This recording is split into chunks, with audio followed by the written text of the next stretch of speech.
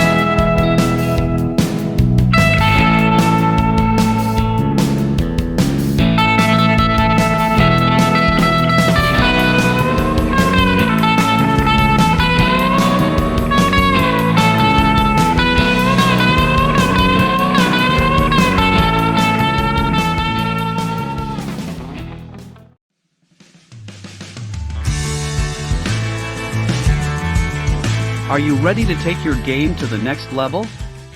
Well, listen closely, because I'm going to tell you why drills in hockey coaching are so important. You see, they help players develop essential skills, such as stick handling, passing, shooting, and teamwork. Drills also help players understand their roles and responsibilities on the ice, leading to better decision-making during gameplay. Coaches should use drills that challenge the player's abilities, while well-structured drills help increase self-confidence and team chemistry. For sure, drills are essential to hockey coaching, developing skills, enhancing teamwork, and boosting mental preparedness. So, let's hit the ice and start drilling.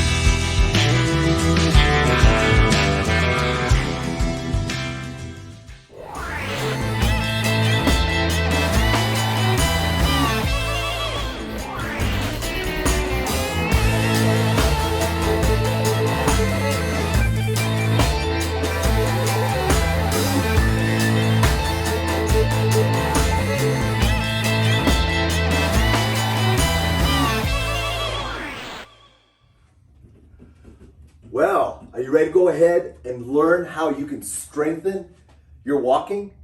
Well, I hope so, because that's today's workout. And I want to go ahead and explain a little bit about this workout so you know exactly how to set it up in your band gym.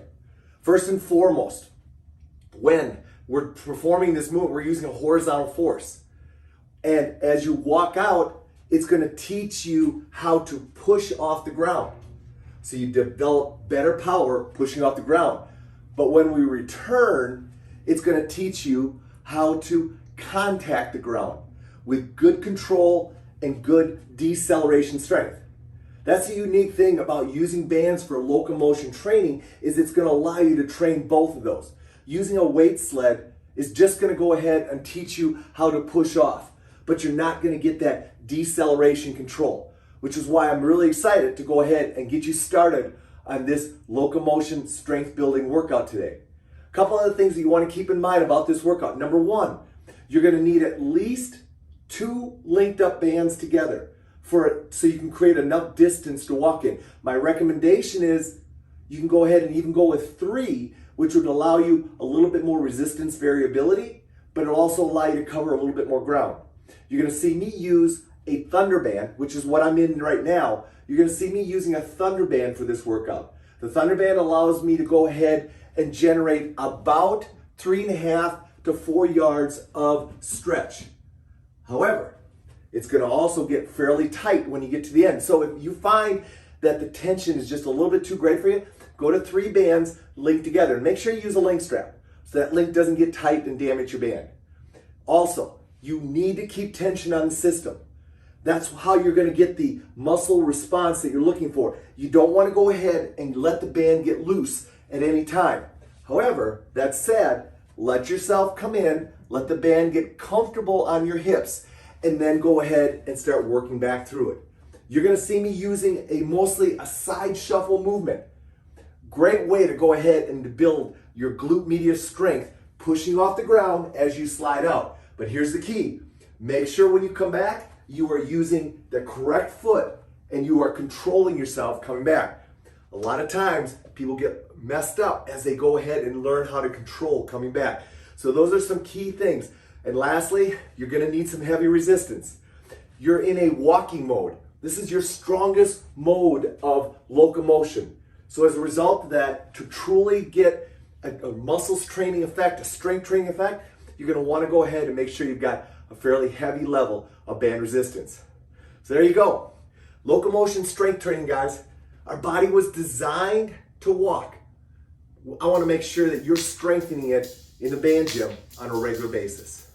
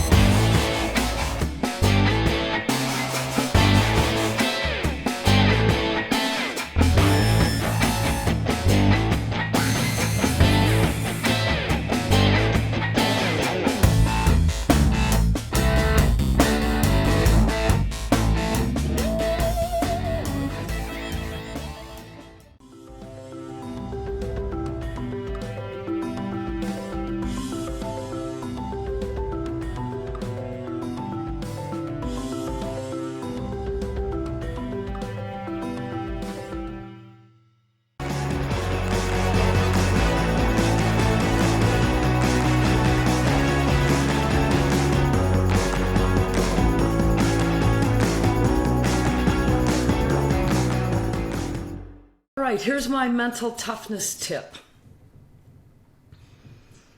I love this one. I think I love all of them though, don't I? What's the difference between talking to yourself and listening to yourself? I think the difference is huge. Here's what I find. Most athletes spend their time listening to themselves. What does that mean?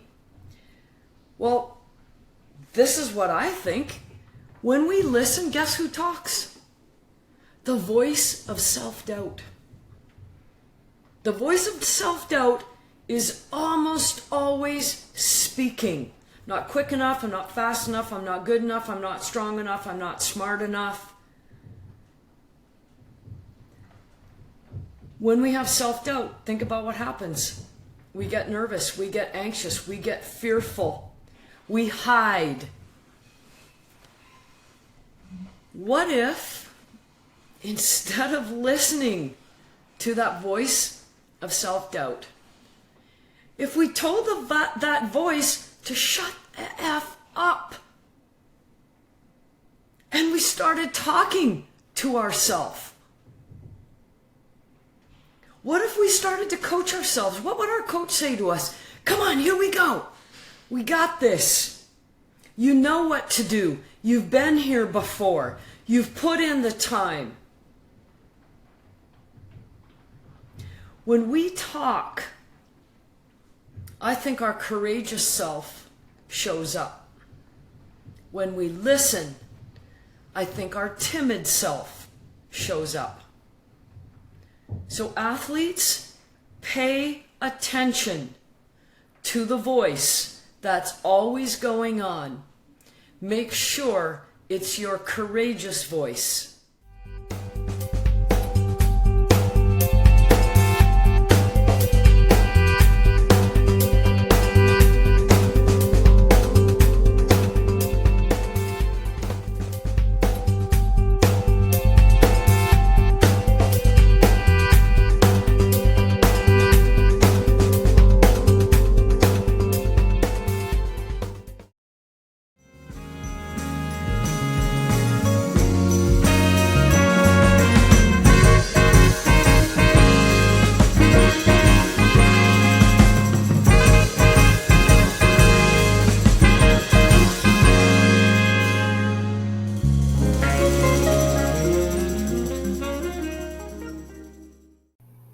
Hi there, and welcome to another edition of Hockey Nutrition with Kim.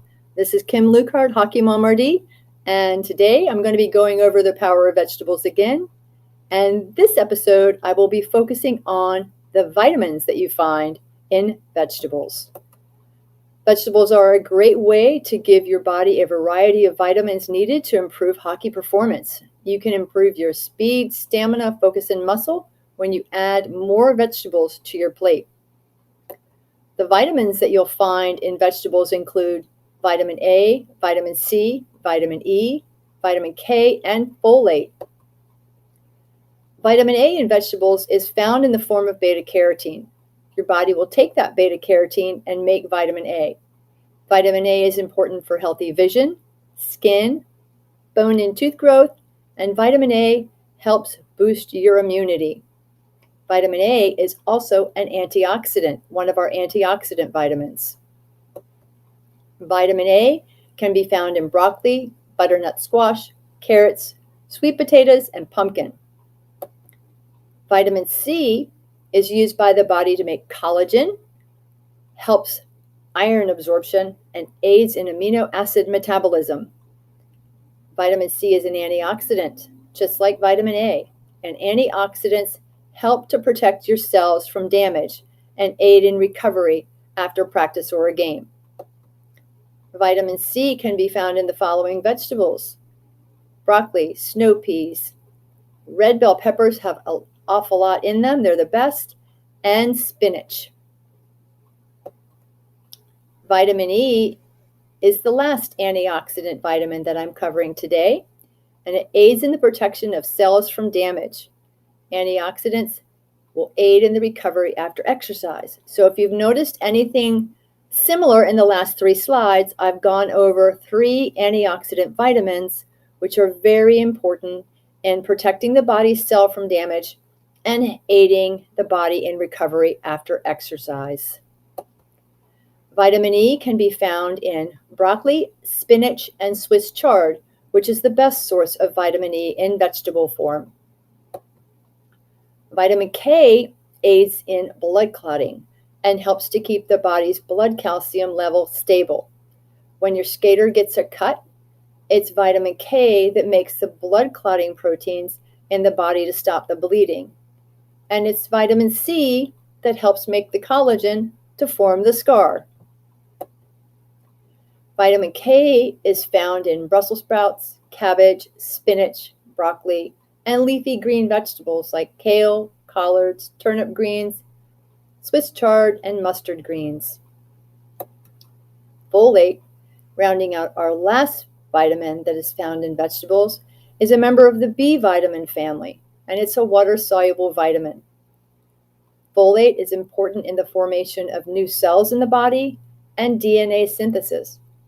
And when your skater is injured, folate will help their body in the healing process. Folate is found in asparagus, broccoli, green beans, okra, and spinach. If you'd like to speak with me about your skater's hockey fueling habits and goals for the off-season, email me at hockeymomrd.com and type hockey nutrition in the subject line. Thank you for watching, and see you in the next episode, where I'll be covering the minerals found in fruit. Until next time, happy skating.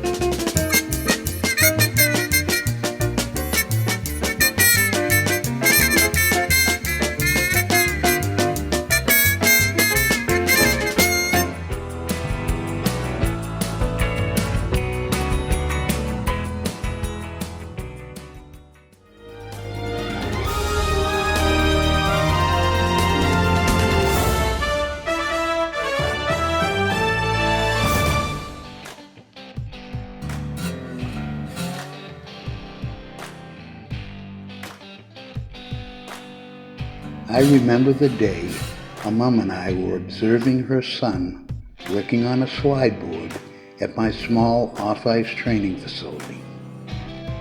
She matter-of-factly asked me about maybe buying a slideboard for her family for Christmas, and I suddenly thought to myself, uh-oh. I answered her by suggesting that any kind of board and practically any kind of usage would be fine for her, her husband, and anyone else in the family who doesn't play hockey. The rest of it, though, let me tell you, faithful members, a lot like the suggestions I made about using inline skates, I'll say that there are some caveats. And just like inlines, many of those caveats have to do with the player's age or size. Let's start with an inexpensive board I purchased at a local department store at a pretty good discount. Little wonder, because it was too short for me, my wife, or anyone else over 5 feet tall. I mean, the board was extremely short and couldn't accommodate me pushing even easily before I reached the not so far away other side. Such conditions encouraged me to stand almost straight up instead of sitting in a nice power position, and the board's shortness had me flying off the other end with just a minimum thrust.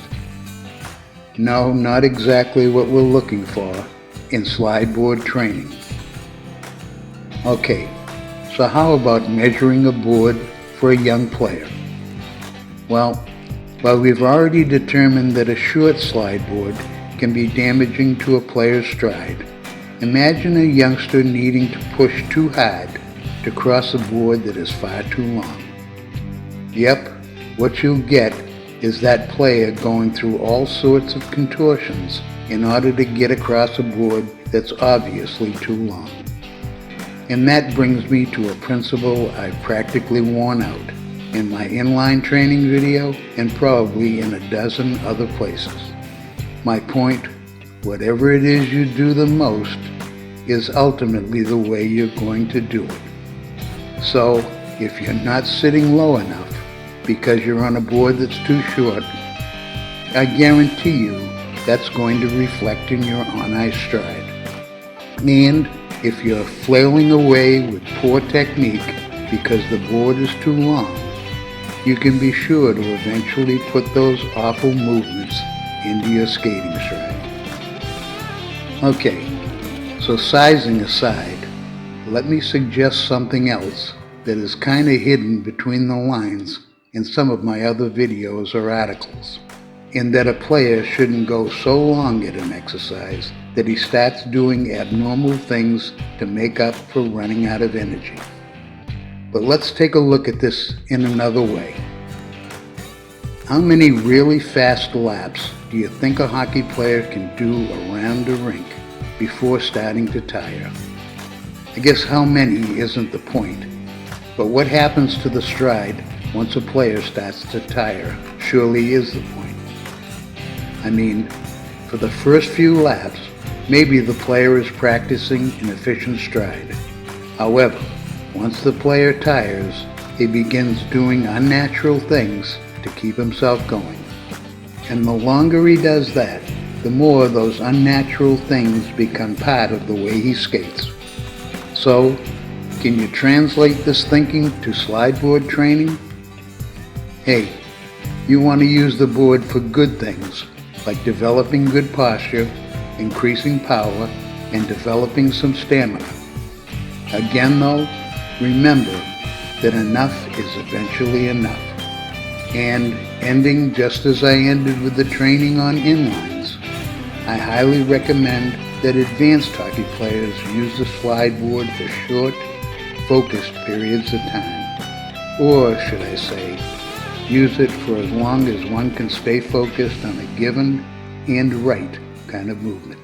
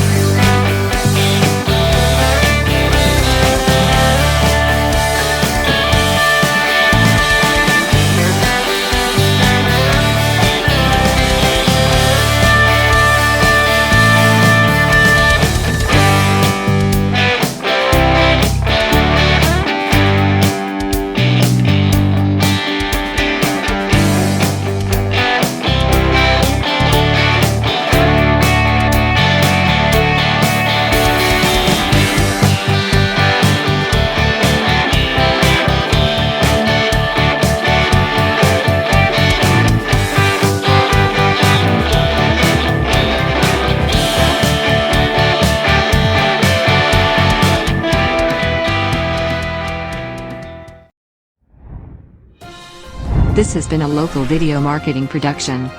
We hope you've enjoyed this, and that you've picked up a number of great hockey tips. Please do tell some friends about these shows, and let the contributing coaches know how much you appreciate them.